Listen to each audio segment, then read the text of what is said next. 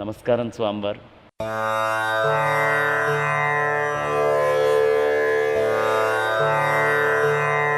తెలుగునాట ప్రజలందరూ ఎంతో సుకృతం చేసుకోవటం వల్ల తమ విజయయాత్రలో ఇక్కడికి వేయించేయటం జరిగింది.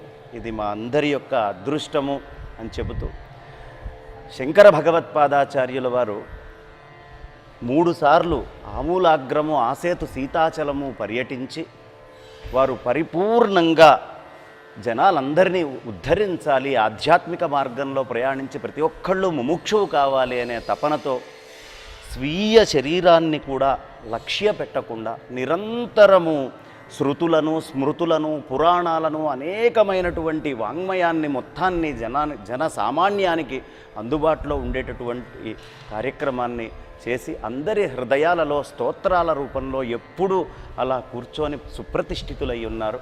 అలాంటి జగద్గురువుల గురించి 4 మాటలు మీ ద్వారా వినాలనుంది స్వామివారు. జగద్గురు శ్రీమద్ ఆదిశంకర భగవత్పాదాచార్యుల వారి యొక్క ఉద్దేశ్యం ఈ ప్రపంచంలో ఉన్న ప్రతి మనిషి శ్రేయోవంతుడు కావాలి, ఆ పరమ పురుషార్థమైనటువంటి మోక్షాన్ని ప్రతి మనిషి పొందాలి అనేది వారి యొక్క ఉద్దేశ్యం. అయితే అందరికీ ఒకే రకమైనటువంటి యోగ్యత ఉండదు, ప్రతి మనిషికి ఒక్కొక్క విధమైనటువంటి యోగ్యత ఉంటుంది. అందుకే వారు పెద్ద పెద్ద భాష్యాలను రచించారు, ప్రస్థానత్రయ భాష్యాలను.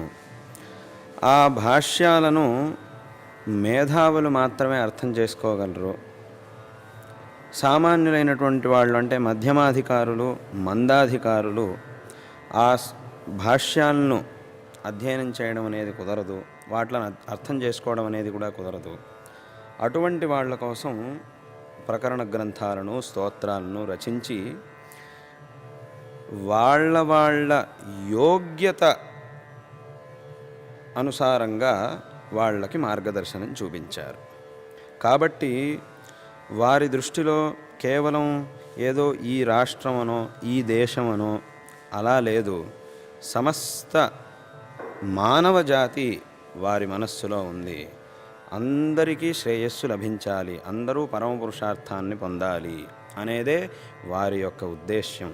అందుకే వారు అద్భుతమైనటువంటి భాష్యాలను రచించి సామాన్యులను కూడా అనుగ్రహించడం కోసం ఇన్ని గ్రంథాలను రచించారు.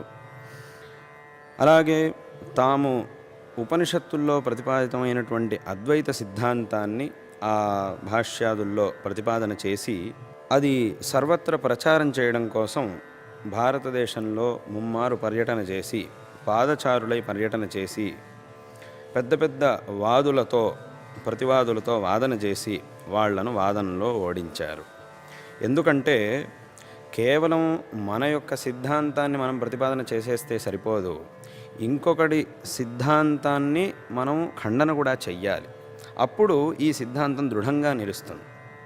ఏదో వారు గనక ఏదో ఒక సిద్ధాంతాన్ని ప్రతిపాదన చేసేసి ఉండుంటే అప్పుడు ఏమయ్యేది, మిగతా వాళ్ళు ఆయన ఒక సిద్ధాంతం చెప్పారు, వీళ్ళు ఒక సిద్ధాంతం చెప్పారు అని అంటారు. ఇక్కడ కావాల్సింది అది కాదు, ఇదే సిద్ధాంతం, దీనికంటే ఇంకొక సిద్ధాంతం లేనే లేదు అనే విషయాన్ని చెప్పాలంటే ఏం చెయ్యాలి?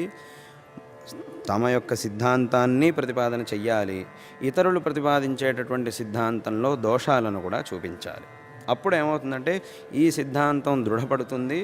ఆ సిద్ధాంతాలలో ఉన్నటువంటి దోషాలను మనం చూపించడం వల్ల ఇదే సిద్ధాంతం అనే విషయాన్ని అందరూ తెలుసుకోగలుగుతారు. కాబట్టి అటువంటి ఆ సిద్ధాంతాన్ని ప్రతిపాదన చేయడం కోసం అంతమందితో వాదన చేశారు.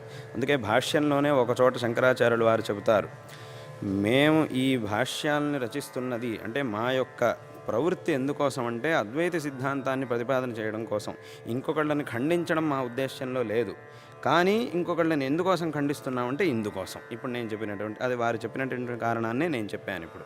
కాబట్టి ఇంకొకళ్ళని ఎందుకు ఖండిస్తున్నామంటే ఈ మతాన్ని, ఈ సిద్ధాంతాన్ని, అనాదిగా వచ్చినటువంటి ఈ సిద్ధాంతాన్ని దృఢంగా స్థాపన చేయడం కోసం.